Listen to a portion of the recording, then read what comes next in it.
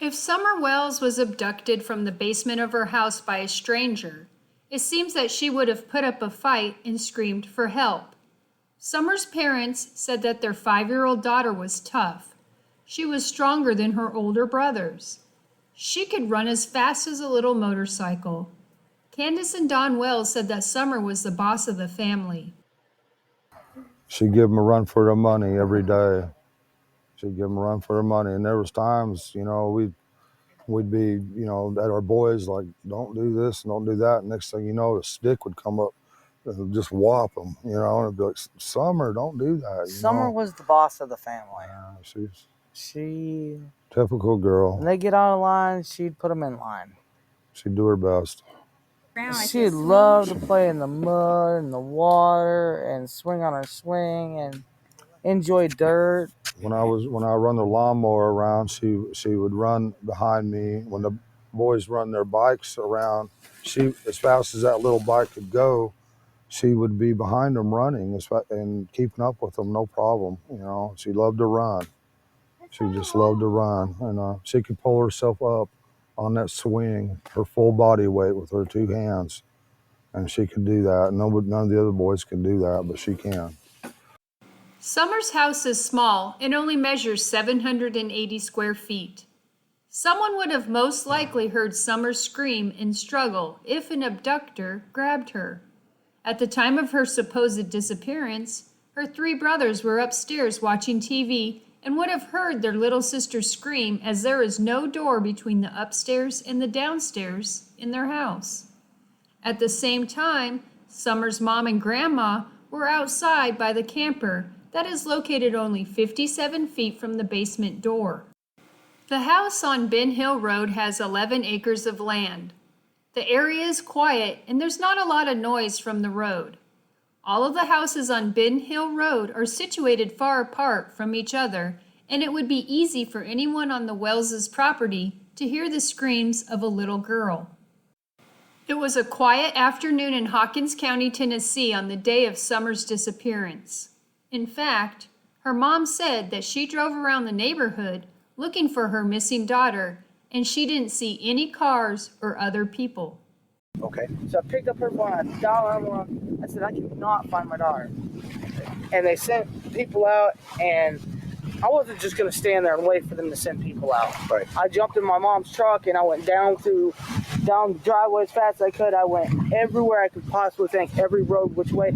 I didn't see no cars, I didn't see nobody at all. And I was like flipping out. I was a hot mess, so you call it. Okay. If Summer Wells could scream so loud that it hurt her father's ears, one of her brothers in the house, and either her mom or grandma, would have heard Summer scream if she was actually abducted from the basement of their house. I'll let you watch this little snippet, me and Don, and then we'll wrap it up real fast, and let's get into it.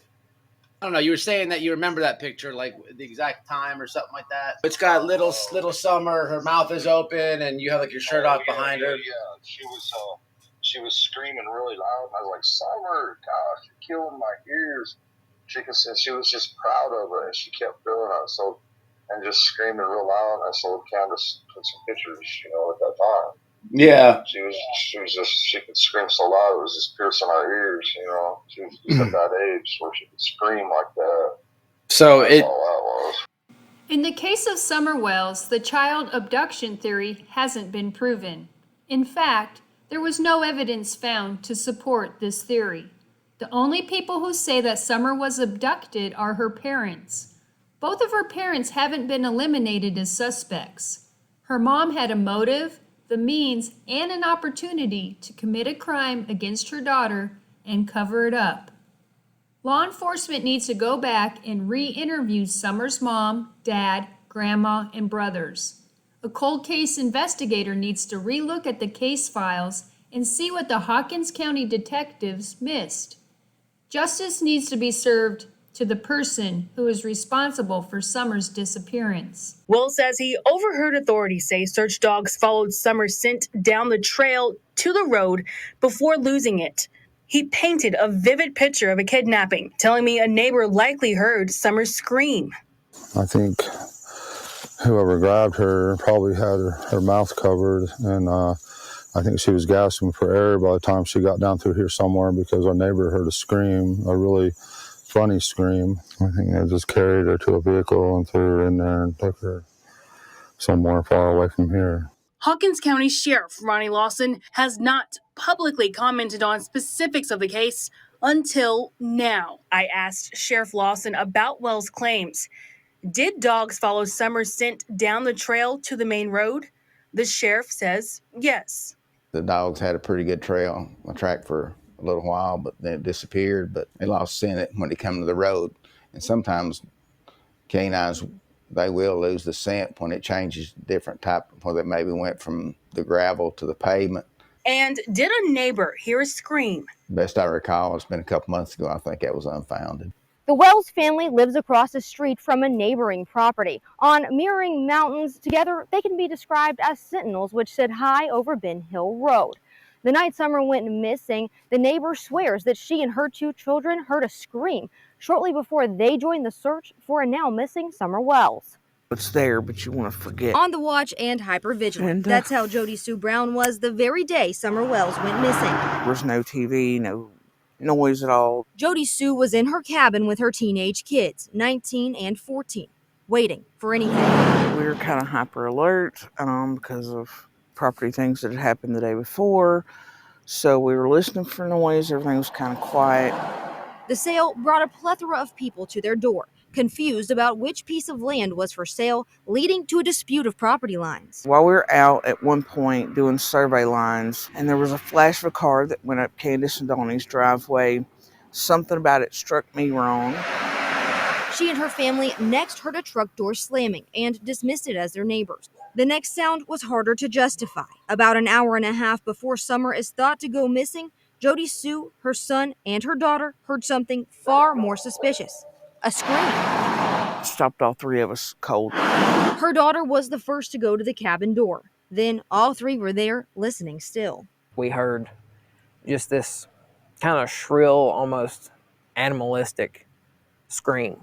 Animalistic, but not an animal. Knew it was, wrong. It wasn't a dog. It wasn't an animal. That vigilance kicking into overdrive. Jody Sue and her son went out to look for the source of the scream. My son and I decided to go out, look and see what we could see. We went back onto the bank.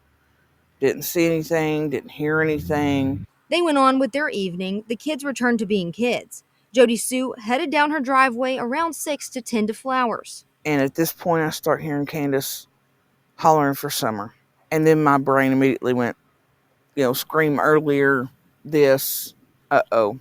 Jody Sue was the first to hear those calls and the first to join the search for Summer. I dropped my purse. I tried to yell up at Candace. I was like, I'm looking, and I started looking. Jody Sue searched one side of a creek, Summer's brothers the opposite side. And you gave statements to the police, right? Oh, absolutely. Jody Sue had been interviewed many times by investigators, bringing up the scream often. But the sheriff doesn't believe the scream is related to the disappearance of Summer Wells. She's been interviewed numerous times by not only my agency, but the TBI and FBI, and we don't find anything with that complaint or information related to this case. Jody Sue wishes she could go back to just a short time before Summer disappeared and before the scream she believes was Summer. Wish every day that when I heard that scream, I hadn't tried to dismiss it.